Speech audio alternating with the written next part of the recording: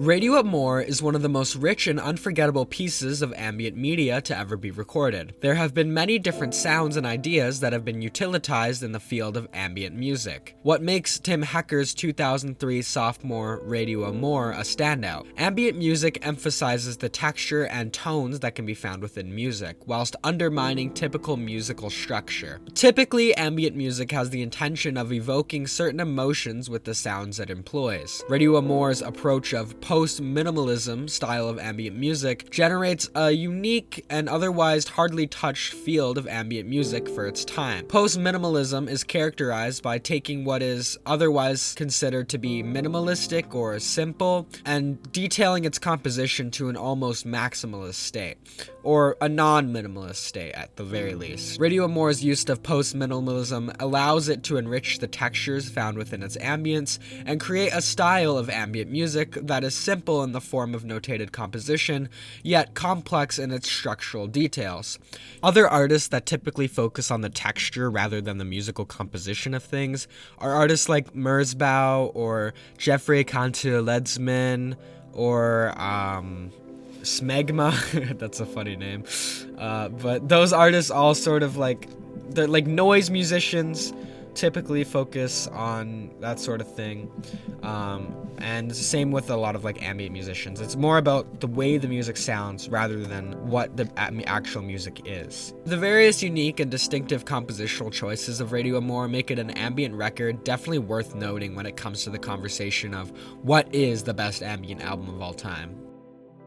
Radio Amor's concept can be found within something as trivial as its name. The term radio is very literal, referring to the little distortions and glitches that can be found all throughout Radio Amor's soundscapes. Similar to the distortions and glitches that are found within the broken or faraway radio, radio may also refer to the ambience of the various hauntological voices that we can hear covered in static spread all throughout the album's quietest moments. Amor, or love, is a seemingly odd choice regarding the melancholic and cold environments that Radio Amor employs.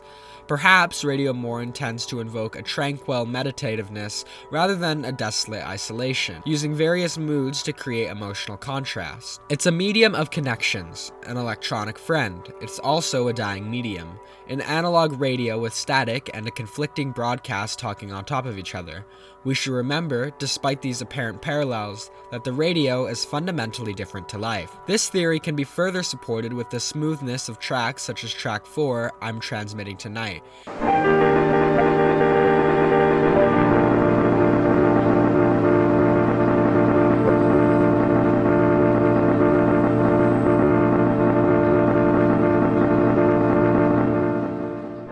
In composition, track 4 is absolutely gorgeous, featuring balmy and futuristic pianos, but texturally, track 4 is very melancholic and glitchy, almost as if it's an ode or a longing for something, perhaps radio. Radio Amor is littered with unique and various sounds and artistry, making it challenging to adequately describe. Describing Radio Amor's sound can be difficult, but if necessity calls to describe Radio Amor in one word, it would be absolution.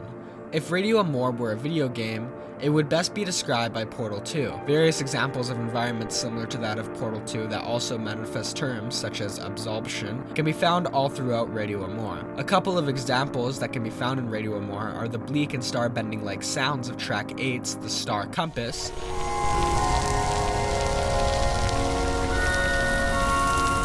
the existential and air-stretching textures of track 2, They Call Me Jimmy,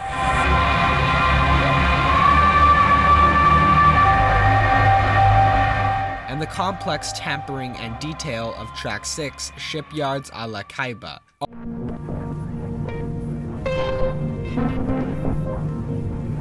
All the examples previously provided can give the reader a sense of separation or escapism from reality, absorption. These examples also feature a futurism and mysticism that can only be found in a game such as Portal. I, of course, am not the only one to paint a descriptive idea onto Radio Amor. In fact, it seems everyone has a different take on what Radio Amor sounds like to them.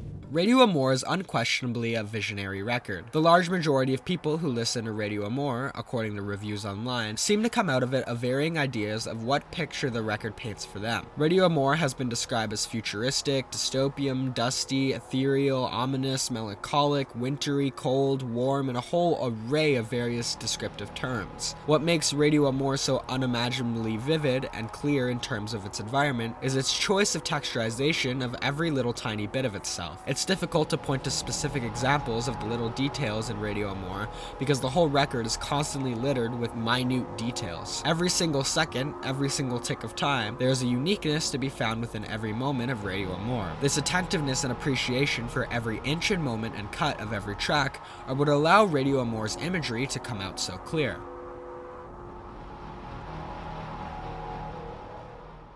Radio Amor is without a doubt one of the most fascinating and memorable pieces of ambient content to ever be released. It has a strong yet simple conceptual structure of radio and love that gives the record a conflicting feeling between a simple tranquilness and a distorted sense of melancholy. Radio Amor's soundscapes build on its concepts and allow it to flourish and enrich itself with unique textures and diverse sound art. Due to its excessive attention to detail, Radio Amor is often described as very vivid and visionary. All these various factors are what make the mysteriousness and diversity of Radio Amor so chaotically yet structurally beautiful. Radio Amor seems almost as if it is one big composition from another planet attempting to communicate through static and texture.